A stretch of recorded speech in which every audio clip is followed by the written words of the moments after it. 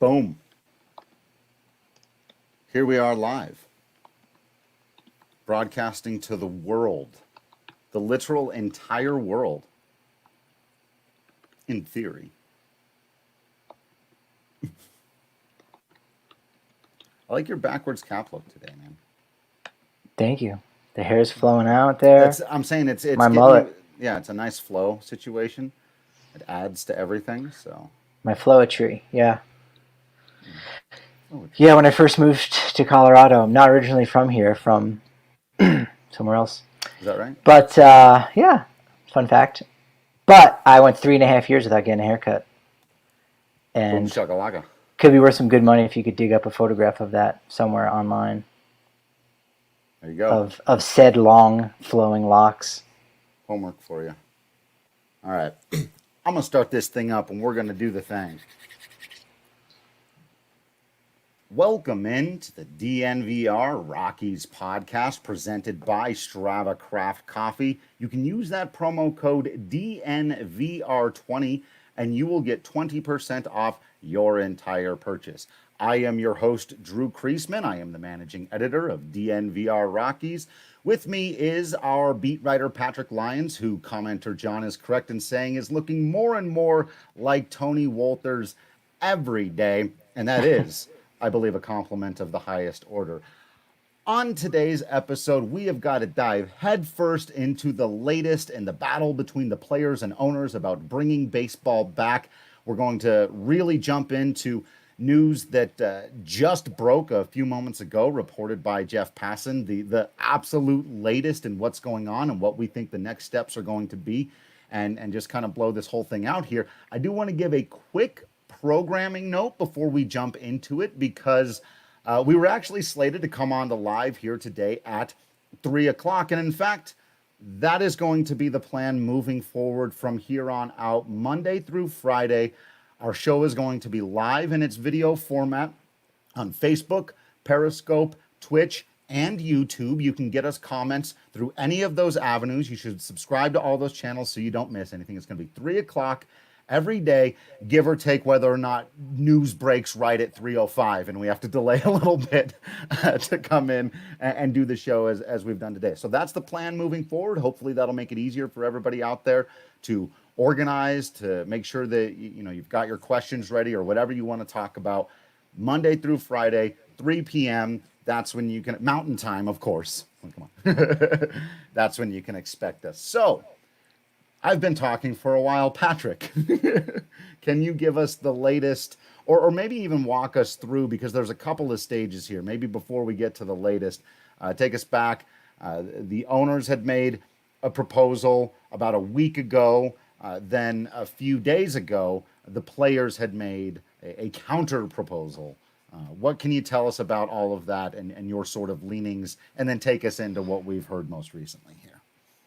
Well, not to correct you, the owners made a proposal on something that was already agreed upon by both parties, right? And you've broken this down already, that ultimately both sides said, sure, we'll do a prorated, 82 game season. We'll play 50% of the year, et cetera, and then Major League Baseball comes back and says, oh yeah, no, we kind of put this little thing in here that legally speaking we can renegotiate, because there's going to be no fans, even though we already knew that, but we're going to pretend that legally speaking, yada, yada, yada.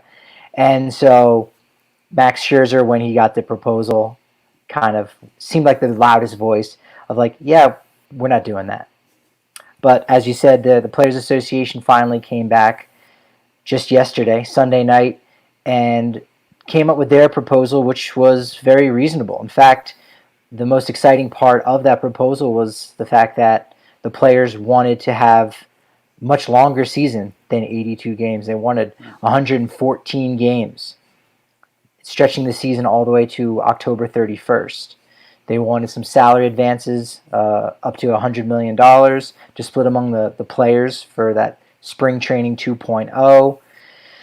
They also showed a willingness to really play up the personalities of the game, like wearing microphones on the field and other various broadcast enhancement to really give the game back to the fans the way that a lot of fans have wanted to have it in for a very long time.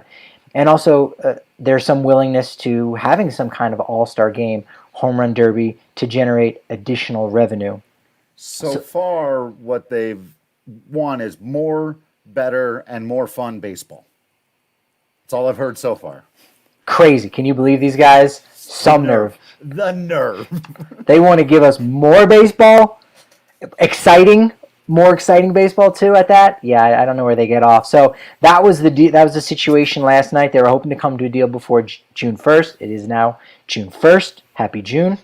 And as you said, Jeff Passan just came in with the news that the owners sound like they are starting to try to come to the middle a little bit, which is super important.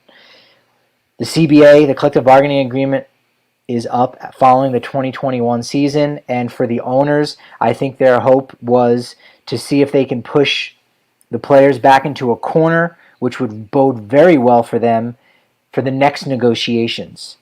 And the players were not biting. They had to stand firm, and I think the owners realized that, you know what, as much as some in their group would be fine with having no season at all, there have been some owners reported to have said exactly that. It sounds like the majority of them want to bring the game back and realize that this could be such a huge missed opportunity. We can even get into the implications of the NBA season moving back, going deeper into the baseball season, and now you have the sport of baseball, which has already lost millions of fans, already is slipping back in terms of popularity.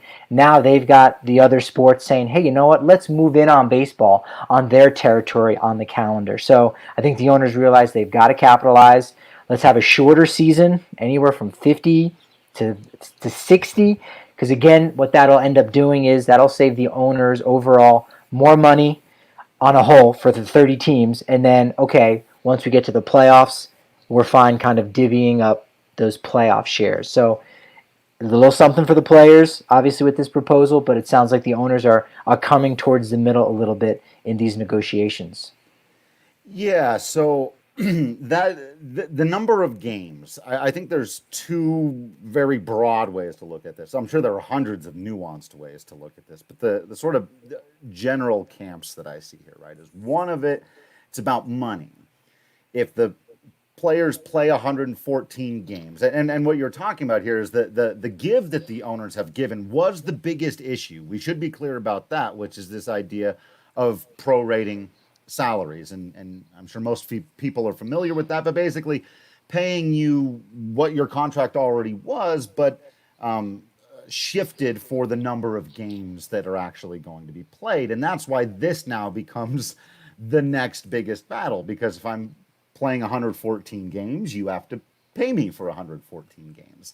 And if I'm only paying 50, well, then you only have to pay me for those 50. And that is real dollars that the owners will either have or not have on hand based on the number of games that are played. And so, you know, this part could be a big sticking point. There's a big difference between 50 baseball games and 114. As Jeff Passan mentioned in his report, 50 to 60 would be less than a third of their salary, where if you played an 82-game season, which it seems like the calendar would still allow if we're going to get started, you know, June 30th, an 82-game season, you're getting half your paycheck. I don't know, that feels more, I don't know, it's just a feel I get, but half seems closer to fair than a third, and, you know, hope you make the postseason. I think what the owners originally did with their proposal was they wanted to change the system. They wanted to try to make it more, you know, revenue based, right? And if you have a revenue based payment plan, if you will, well, the next step, of course, is a salary cap.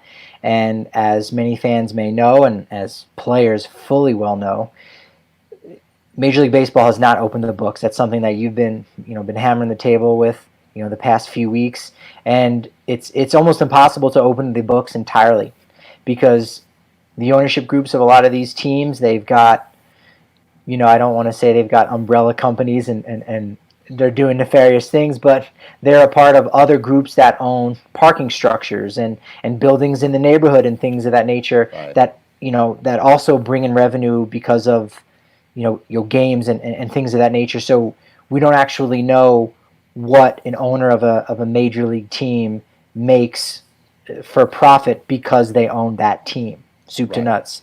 So because you can't have some kind of revenue sharing program based on that, and because it leads to the salary cap, that's just kind of a non-starter. So it's nice that the owners are saying, all right, let's back off on that and let's just talk about what's the money going to look like for the 2020 season, 2021. I think the players' proposal even suggested, well, you know what? You don't even have to give us all that money now. If you want to spread that out, if you want to defer some of those payments, that helps you, right? It hurts us a little bit, but that's okay. We'd still be getting a large majority of, even if there wasn't any interest on that money.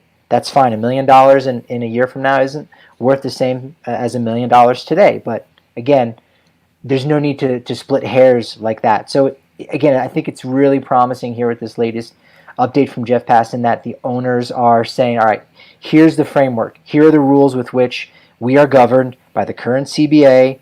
Now let's really try to make it work.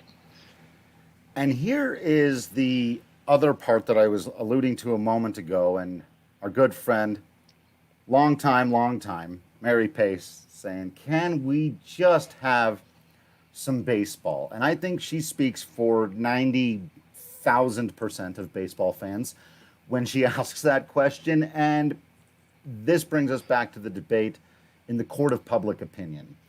And while we just ran through all the money stuff that explained why it is not as simple as what I'm about to say, the players want more games and the owners want fewer games. Or to put it another way, the players want more baseball for you, the fan of baseball. They want to play baseball for you and give you more of it in this time. And the owners want to give you less baseball. How will that play to the general public, do you think? I think it won't play too well, but I think, again, you make another announcement at the end of the day that there's going to be a season. I don't think once players start reporting to spring training at stadiums all across the country, no one's really going to be that upset with having 50 games versus potentially 114. The players' plan, although, you or I haven't seen it, and there's only a few folks who've gotten their eyes on it, we think maybe they're just kind of, again, reporting secondhand. The players' plan doesn't discuss, well, how do you play baseball until late October in Chicago and in Boston and in Colorado when it can snow on October 1st, which we saw in that Brewers series in 2018. So again, that it doesn't count for that. So I think there might have been some overcompensation on the 114 game season. That's not a bad thing. I was gonna say, when you look at the two numbers, it also looks very eerily like, well, we carved out this space exactly here, and then we carved out this space. You're like, that 82 number sure is right in the middle there, isn't it? Yeah, and that's the sweet spot. So I mean, maybe they're both going to end up coming back to that number regardless. And I think with any kind of owner's plan, I think the reason why 50 to 65 games, let's say, where that number's coming from is because, all right, that's how much money essentially I imagine that they feel that they can pay the players. This is how much we can. Yeah, this is exactly. This is how much we're ready. We can give you guys is we can only pay you for whatever, a 56 game season. But the playoffs, exactly. Now we can have a much deeper postseason. Not enough to have 114 games for the team that ends up playing the longest and winning the World Series, or the two teams. But I think you can get very, very close to that. And I think overall, again, once the ball gets rolling, whether it's 50-some games, and again, 50-some games is the regular season. So that just means we're going to get to the playoffs that much sooner. It's not going to be 50 games, and then there's going to be and then there's 2 off days between every series. It's like we're going to play for 3, off for 2 days. No, that's be the situation. So I think there will be an overall balance. And again, I just it feels very promising. I thought we would have baseball. I didn't really know how because of how these negotiations were going. But I just said there's just no way that this can really go down in such a fashion where we have no baseball this year. Right. And I think you're right. And I was getting real pessimistic about it, even more than I was publicly about whether or not we were going to be able to get this thing working. But there's another element of that I want to dive into here, because I want to know when I can sit back with my Breck brew, right? When I can grab my Mile High Copper Lager, maybe even if I've planned it out properly. First, I swing by the farmhouse because they've got delicious food. It pairs with your beer. And if you use code DNVR, you save $5. Call them up, 303-803-1380 from 12 p.m. They're doing pickup, local business that you can really help out with everything you do out there. Anytime you help them, it helps us. And they are fantastic, and it's delicious. And you can sit back with your delicious barbecue from the farmhouse, your Mile High Copper, which pairs very well, or the Avalanche Amber, as pictured here for our live viewers, and watch a postseason baseball game. But what will it look like? Are the teams? So I haven't heard the latest in this. I know the NHL and the NBA, there have been talks about some pretty extreme or creative, whatever you may want to call it, ideas for, almost everyone's going to make it in the NHL. So what do we think the postseason format is going to look like, especially if the owners are putting so many of their eggs in this basket? And let's hope that Patrick's Wi-Fi, what was it? Was it a gerbil? Let's hope you got some juice, because I think you've got a good answer to this one, so I hope we can hear it. All right, I gotta hope the Wi-Fi hamsters is working hard here. Well, yeah, as question here in our chat room, I think they are going back to the original agreement. I think, as I said, the owners are saying, all right, we're not going to try to change the framework of the entire collective bargaining agreement. Let's go back to what we said, but let's tweak the details. Now that we know we can't go ahead and change the system and do this revenue sharing business, let's figure out what it's going to look like. There's going to be, expanded playoffs. In fact, the players, their suggestion was for expanded playoffs for the next 2 years, in fact, which I think will be something that the owners will like that. That, for all we know, we could have a shortened season next year, right? Maybe it's 120 games, maybe it's something along those lines. But I think expanded playoffs is going to be a given. Any other details than that, I'm not sure. I think very well that there could be delays, as I think the scientists in many ways have been right throughout this entire pandemic. And if they say that this is going to come back again in the fall, it will most definitely come back again in the fall. So how does baseball deal with that? You got to have specific, sites for the playoffs, maybe even for the World Series.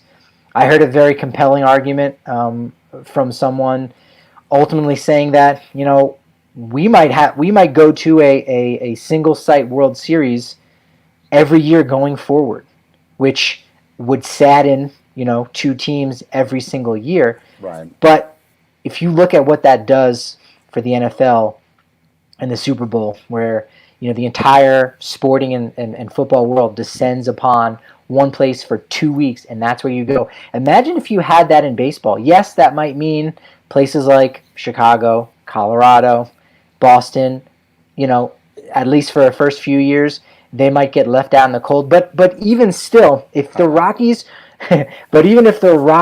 made it to the World Series and they were in a 7-game series in San Diego, granted it's not in your backyard, but you can go to San Diego and you've got a week potentially of baseball to watch the World Series. The entire baseball-loving world is going to be there. They've got a wonderful convention center, and it's just going to be a celebration of baseball. There's going to be all-stars and players there. Think about what kind of the festivities and the festival that would come about, where it would really highlight the best of Major League Baseball. It could be a real great game changer. It's, again, we're far away from that because we just want to get baseball back. But really chew on that and think about that. If you knew your team made it to the World Series, bummer, you're not going to be able to see them at home. But if you knew they were going to be playing safe and sound in a dome stadium like Seattle, and you know, hey man, we got an Airbnb. Bunch of my friends were flying out. We went to college together. Now we've got this place for a week. Boom, we're going to games. We're going to bars in the neighborhood, and we are going to turn Seattle purple. That could be huge for the sport. Yeah, on last week's episode of TDSP, as the cool kids call it, or the Denver Sports Podcast, we discussed how some of these changes that are being made during the pandemic might become more permanent. And a lot of it was about scheduling, and you mentioned a few earlier about how hockey or the NBA could become a little bit more summer sports, which will be interesting for baseball to see how they handle having a kind of competition they've never really had before. I could definitely get on board generally shorter seasons, and I can more than on board neutral site World Series and playoffs when all of this is happening. You started to warm me up on the idea in general. I'll say that was a heck of a sell job. You got, I mean, there are advantages to the neutral site. I'm not sold yet. There's still something about your hometown and playing your teams for your city, and the way, back in 2007, the city literally turned purple and embraced, and the place becomes a different place. But no, I mean, that's a conversation, and I think we could get into a lot more of what kind of changes could come to the game more permanently. So I think that's a topic when I've had a little bit more time to think about it, and you have as well, that we could dive deeper into. You can still buy tickets for Coors Field and watch the game there in your normal season ticket seats. Maybe even free at that point, right? Because you've already paid for the entire playoffs up to that point, so you can still paint the town purple. No two ways about it with the neutral site location. I'm a purist too, so I know it's like, well, that's never happened before, and you're definitely taking something out of the game, but I think you'd be adding something really great. So we'll have to put a pin in that one. And I will say, I've watched some pretty stellar sports moments from the dugout of Coors Field up on the big screen, because when there's something going on, like the World Cup or a big college game that anybody on the team really cares about, when they're out there doing their early warm-ups, they'll put it up on screen, and it's a great way to take in a big moment and feel like you're a part of the community. You know what we got to get them to do? Is put up a little WGT golf. We'll get Kyle Freeland to work on this for us. We'll all get together. If you don't know, WGT Golf is the most popular free golf game in the world. You can download it at DNVRGolf.com. Over 20 million people, including the two you're listening to right now, play it. Patrick is pretty darn good at it. I play it, and it is. I wasn't good yesterday. That no one was good yesterday. If you average 7 strokes, and by 7 strokes I mean 2 strokes and 5 putts, you were amazing. That was I likened that course for the Nux Invitational to trying to putt up a pyramid, and at the top of the pyramid was the hole. So if you're too short, it's going to roll all the way back behind you. If you're too powerful, it goes over the other side. It's like, what? This is impossible. But that's what made it amazing. Yeah, and as Patrick's alluding to there, we've got tournaments now every other weekend. You can join our country club. You can challenge any one of us. You can challenge other DNVR members. It's so much fun, whether you're good at it or not. Before too long, we're going to have some of the Rockies guys in there. We got to get Kyle Freeland playing. We got to make it so that DNVR members can challenge him. He's such a big golf guy. To see him put it up there on the big screen would be cool. In the meantime, you can get it on your phone or your laptop. Again, head over to DNVRGolf.com. They're the official sponsor of DNVR Gaming. So, yeah. And, just help them out. Help us out. It's a super great time to be getting in on the WGT golf action. Mary again, bringing us back to the baseball conversation, saying any MLB versus PA exchange that doesn't end with one side telling the other to go jump in a lake represents progress, right? And that's what we saw today, right? I think that is progress. They responded quickly. Now, I'm sure again with these negotiations, they'll get into a room together, and then they'll try to slip something else past, like, oh, by the way, also we're going to tweak this little thing. Oh, you didn't say that. I thought we were just negotiating the amount of games. But again, all of that I think will work out. And yeah, Mary, I think you summarized it really well there. That it's definitely a step in the right direction. We just got to hope that both parties keep, walking inward just a little bit. Yeah, if the first round of exchanges was a series of yo mama jokes, we are now at the stage of, man, I'm sorry about what I said about your mom. It's like I didn't mean all that about your mama. Let's get together and let's do something. Nothing personal. There's nothing personal. I went too far. My bad. We were all angry. We said what we said. Let's go. And so yeah, I think the tenor of that is right. I think the ground is softening. 5 days ago, I thought we're not going to get it in, and today, I think there will be baseball this season. I don't know if it'll be 50, but it's sort of like Patrick was saying. Like I'm so ready to be angry at the owners still, but you're right. The second, even for me, like the second they announced, we're going to give you 50 baseball games. It's just like, okay, now I just need to know everything I can about those 50 baseball games, how it's going to work. We're going to start analyzing 50 baseball games. We'll look at a 50 game roster for the whole thing just becomes that, right? We'll have the baseball, and there will be such an extraordinary relief. And Pat Passon goes on. He just recently stated that the owner's plan was for the season to still start in July. So it's not like, okay, well, 82 minus 60. Oh, shoot, all right. They're not going to. July is going to be their spring training 2.0. But no, the hope was that baseball would still come back in July. Imagine if they came back on July 4th. Be great. I mean, that would be fantastic. It would give everybody an excuse to stay inside and not go to a barbecue and possibly get sick. They'll be like, hey, I gotta be in front of my television with the AC blasting so I can watch some baseball. Won't it? May I wax poetic for a moment? Far away. We haven't mentioned it on the podcast, and we're not going to. I've said plenty on my personal Twitter page. You want to know? We know there are a lot of things going on in the world beyond the pandemic, and I wrote a piece that I'm just going to echo the sentiment of here now. I hope you get the chance to go and read it, about whenever baseball comes back. But imagine for a moment what Patrick just said. Like, it's been some dark times. Nothing's going to be over. The pandemic's not over. Nothing out there's been fixed by the 4th of July. But maybe by then, we'll be taking a deep breath, and we'll all need something else to collectively do for a minute. It doesn't change anything. It doesn't fix anything.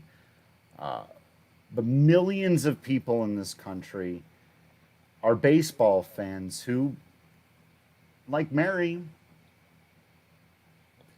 the amount of joy that would come on a holiday like that to see people playing baseball again could be immeasurable. It can only do a great deal of good. I could maybe oversell how much good it could do, but you shouldn't undersell it. Yeah, absolutely. It will be so exciting to have the game back, and we still have a little ways to go, but I think there's finally a light at the end of the tunnel.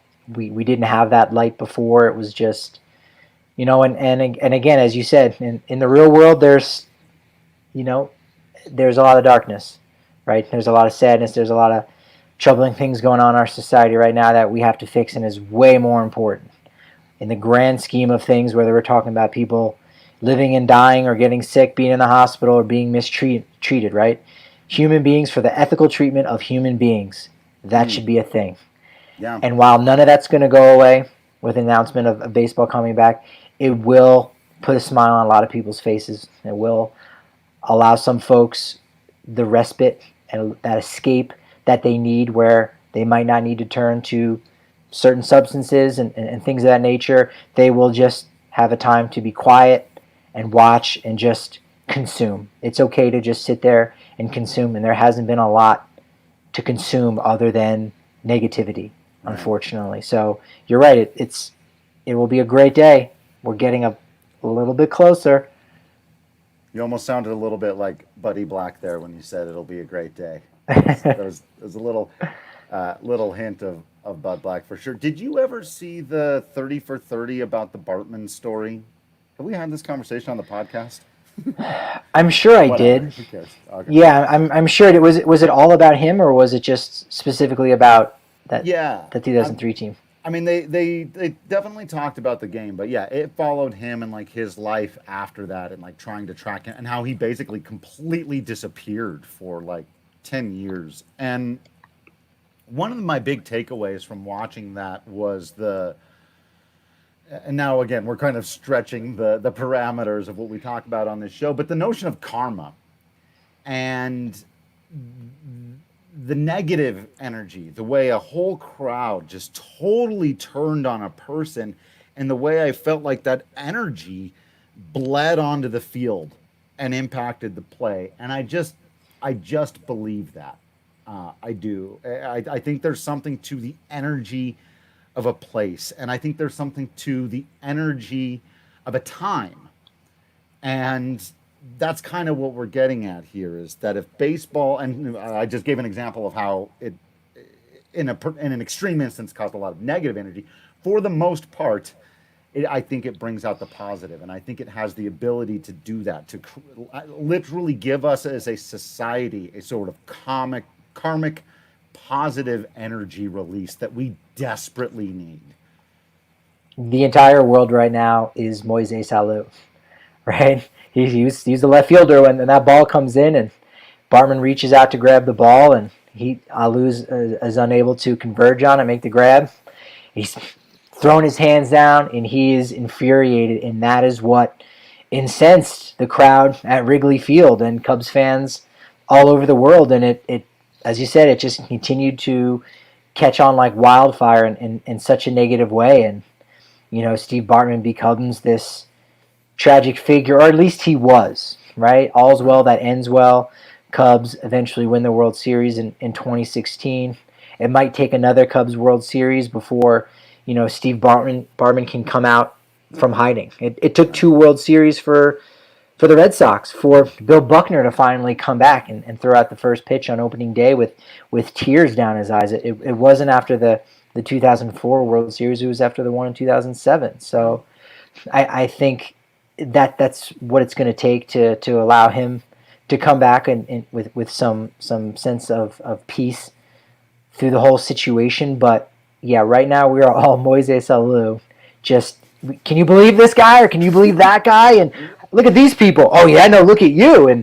And ultimately it's like, let's just play baseball, and let's focus on baseball things, and maybe all will be right with the world. Mary wraps it up beautifully. She's been the all-star of the podcast, really. Says that you want to see what sports can do to bring joy to people. See Seabiscuit during the Depression, baseball during World War II, or post 9/11 with Mike Piazza's big home run, and many other sporting moments that won't fit here. I mean, you could keep going down the list. The obvious ones like Jackie Robinson and Muhammad Ali.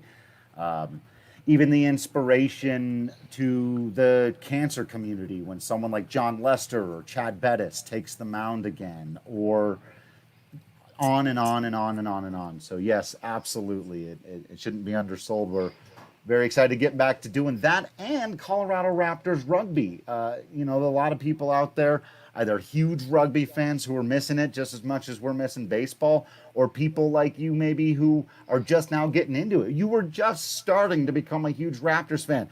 I'd gone to 2 games. I was in. I'm loving the uniforms. Infinity Park is maybe my second favorite place to Coors Field to take in a sporting event, or really any event. It's built perfectly. And then it's gone, but it will be back. It's coming back, and if you want to get into it, you should check out Colton Strickler's podcast as soon as we're done here on the DNVR network.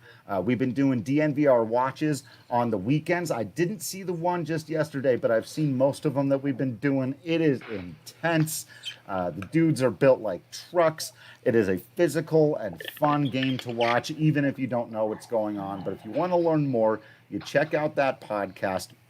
And if you really want to go that extra mile and support these guys, we highly, highly recommend that you do so. You grab yourself some merch. You can find them on Twitter. If you're following the DNVR Raptors account, they'll be able to point you toward the best Raptors merch. And just look at the logo we've got up here on our live. You don't want that on a shirt? Like, the colors are slick, they're smooth, the game is a lot of fun, and NBA, NHL, it looks like MLB coming back. That's got to mean that rugby is just around the corner as well, hopefully in time to catch all you new fans, get you back into it.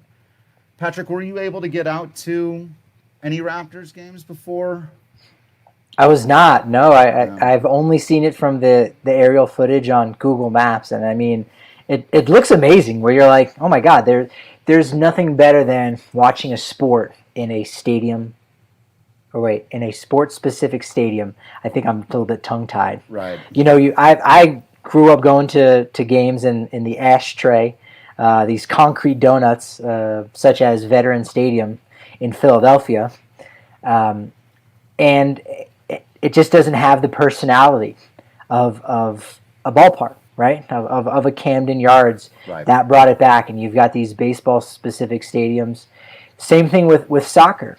Columbus Crew, they were the first one in MLS to do it. And if you've gone out to Dick's Sporting Goods Park, like, you see it, and you're like, oh, this is how you should watch soccer. I went and saw the Red Bulls play numerous times at Giant Stadium, before MetLife Stadium in East Rutherford. New Jersey, where the New York Giants play football. What? New Jersey, where the New York Jets play. Whatever.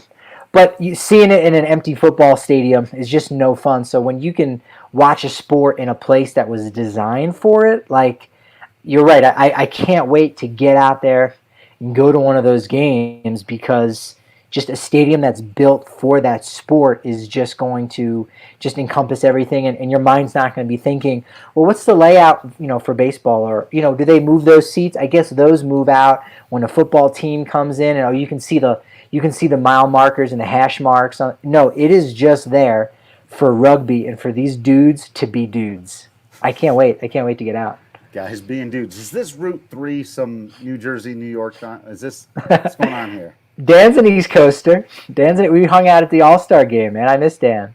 I saw Dan at the DNVR bar the other day, but I didn't realize it was him till he left. He had full quarantine beard in my own defense. I knew who it was. He waved. I went, oh, yay.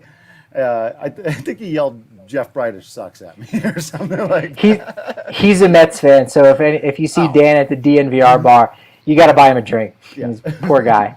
Yeah. Poor guy. It gets rough out there. It gets rough. But, all right, there's one other bit of news from today, more or less, that I wanted to talk about before we wrap things up. I saw it first tweeted by our good friend Thomas Harding, and he said that the Rockies have agreed to pay their minor league players at least through June. I wouldn't have minded hearing through the end of the year, but it's better than the A's.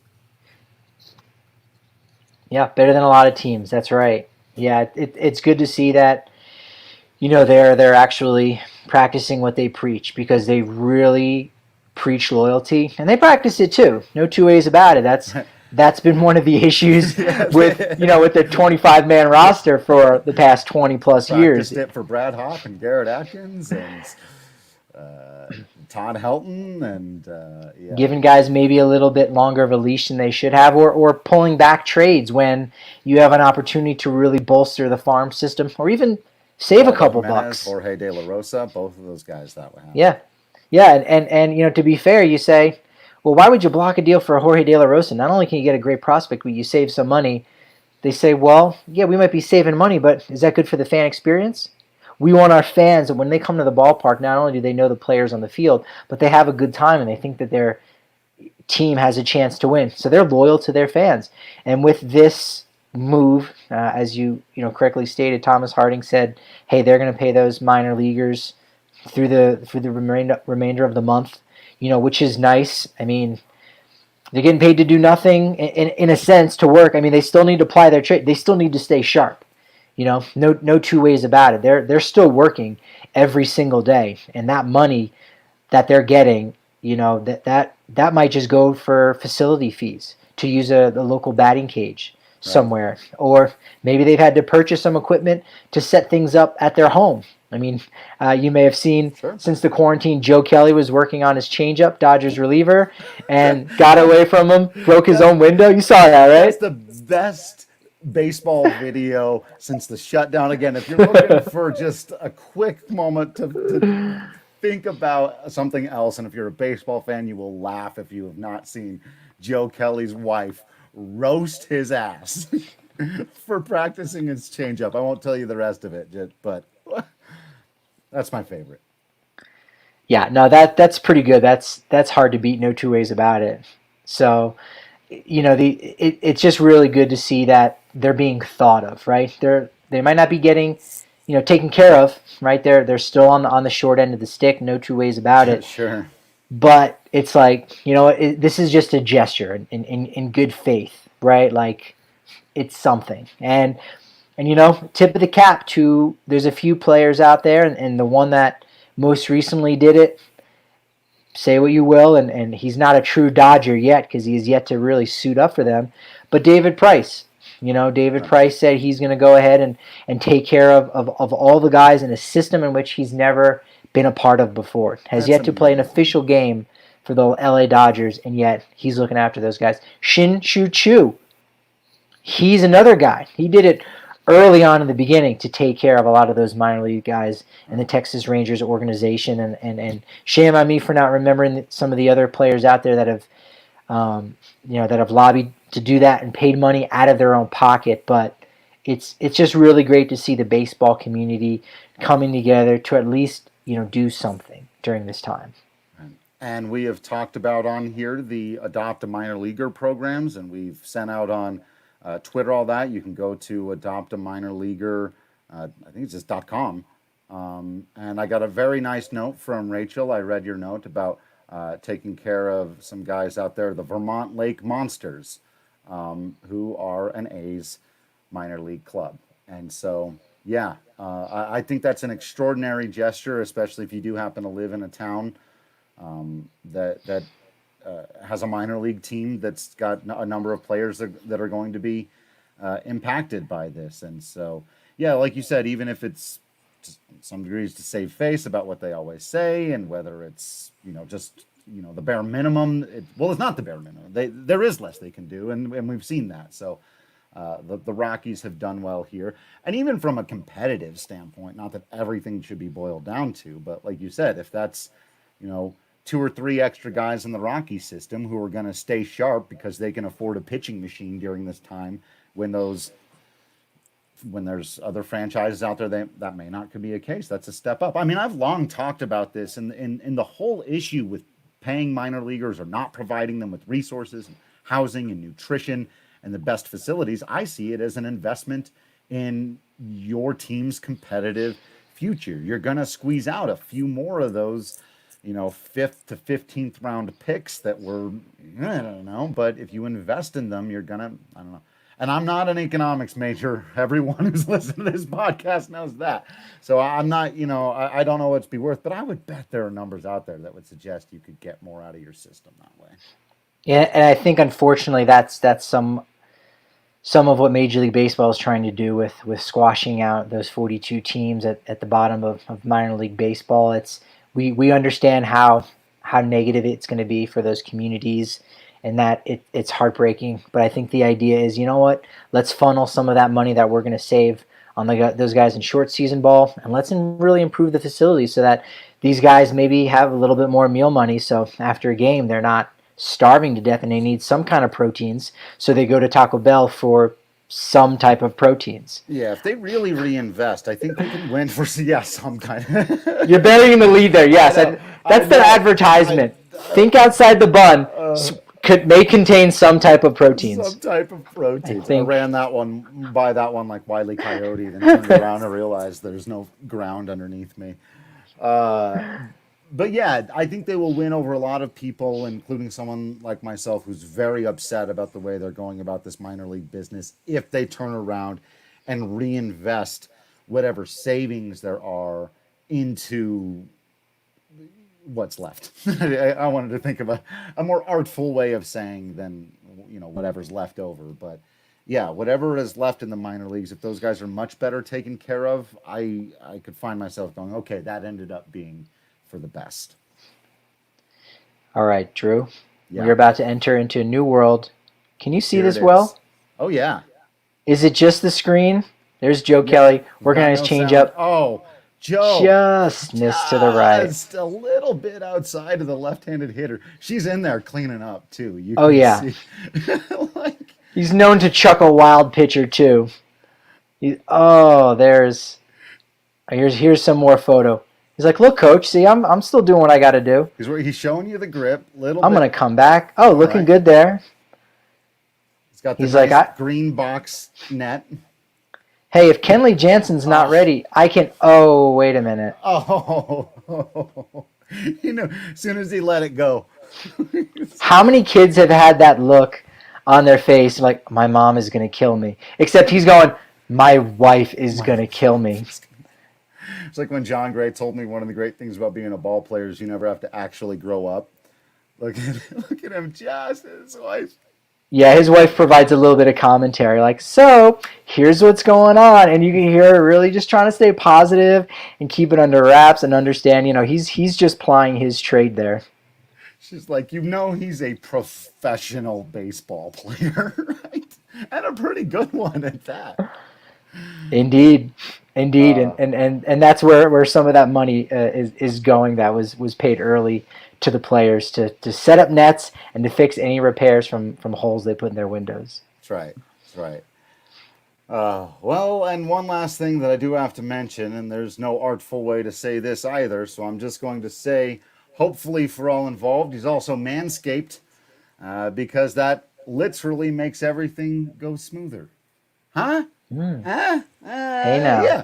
Hey, that pun was pretty ballsy, Drew. I'll say that. Thank you very much. Well, you can use that promo code DNVR20 to get 20% off and free shipping at manscaped.com if you want to make sure that your smooth jokes are also a little bit ballsy, or that you're smooth. You know what? Don't do that. But the Perfect Package 3.0 could change your whole life. It's going to get you clean, smooth, and feeling and smelling really, really good. You get that Lawnmower 3.0. It's got a light on there. It makes sure you don't get nicked at all. You definitely want that. Then you get some anti-chafing deodorant. You get some spritzer. You get some shower gels.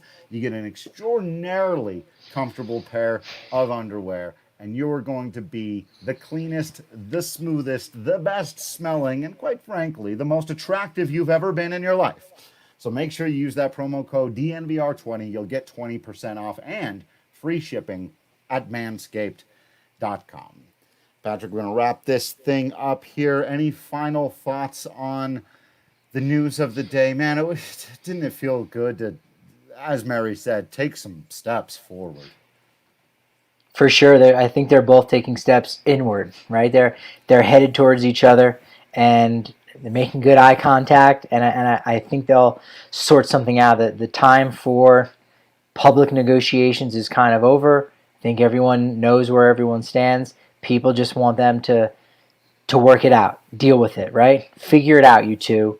Yeah. Don't come out until you do. And I think they're at that point now where they're not going to be able to play the fans against one side or another. So really promising to see. We could take another couple steps back. Again, the owners might say, well, we love your plan. We're just going to do less games. And then also this other crazy thing. It's going to be like, oh, gosh. But you know what? Again, hopefully we won't have too many people coming out. And, it's a catch-22 getting these little missives or finding out, hey, I got a word on the inside that here's what's happening, because maybe it's best the public doesn't know. Maybe it's, in this instance, maybe it's best that, we don't get people all flamed up over something. Work it out. You think what you think. You got your cards on the table. Just work it out, and all will be well in the end. And to put all our cards on the table for those wondering, I've reached out to a number of people recently to talk to on this podcast. We both have for baseball stuff, right, or whatever. And I had one person's representatives, and I'm not going to say who, just say, they'd really prefer not to talk about the thing, anything else, but it's just they're leaving that up to the player representatives, which, by the way, is the correct position to hold. And Yeah. I just wrote back, and just so all of you know publicly, I said, look, unless somebody comes to us and says they really want to talk about this and they want to come on our show, they want to air whatever, we'll do that. Obviously, we will give them the floor to do that, and we will ask them questions. But otherwise, we are going to go through official channels to report on things like this. We're not going to go searching for the juicy rumors or the anonymous quote that's going to get the players or the owners, no matter what I say on this podcast, in trouble. That's not what we're about. We want the negotiations to go well. Here's the side we're on. Positive negotiations that bring back baseball that's fair for everybody. That's the side that we're on. Yeah, yeah, and a lot of the conversations we have, as you said, are kind of off the record. And I spoke with someone today and was like, look, I might make some public comments with you guys, but we're not going to talk about the negotiations. We're not going to talk about the draft only being 5 rounds. We're not going to talk about minor league baseball, 42 teams being cut. What else is there? And it's like, okay, we get that. Again, you're going to, Blake Snell's playing video games with his buddies. Again, he needs to have a lot more wherewithal, but he's just BSing. And it's like, boom, that's it. And that's it. So you got to be really cautious, and that's why when Nolan made his comments a couple weeks ago, I was really impressed because I thought he did a nice job, very level-headed, didn't flame up anywhere, and it was like, wow, he couldn't have been coached better, because it's just a difficult time, a difficult situation.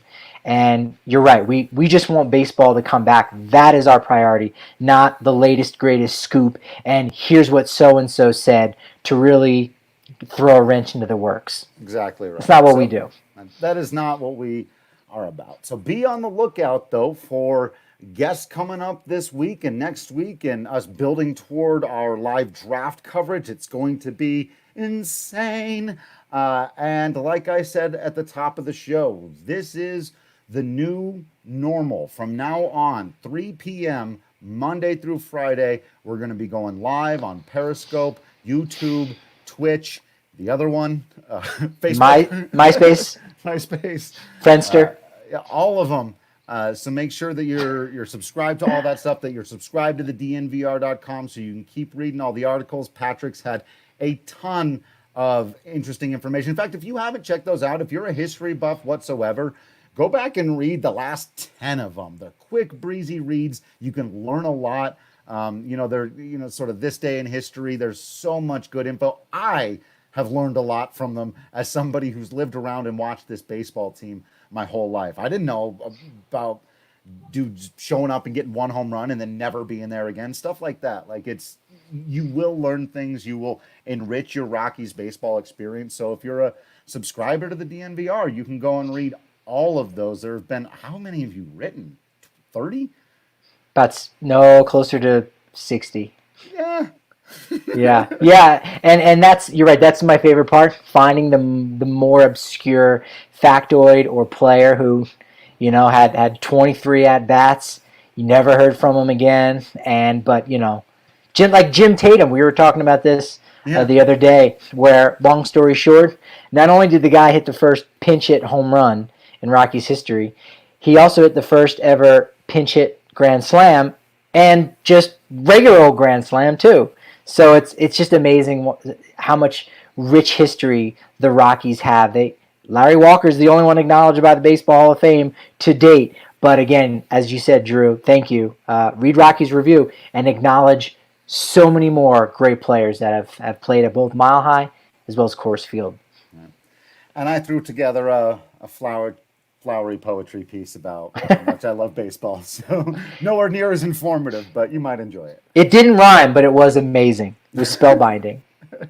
Thank you. All right, that'll do it for us today. Thank you all so much for joining us for this episode. Make sure you're following on all the social media. You swing by the merch store. Not quite sure what the sale is this week, but there's a sale every week.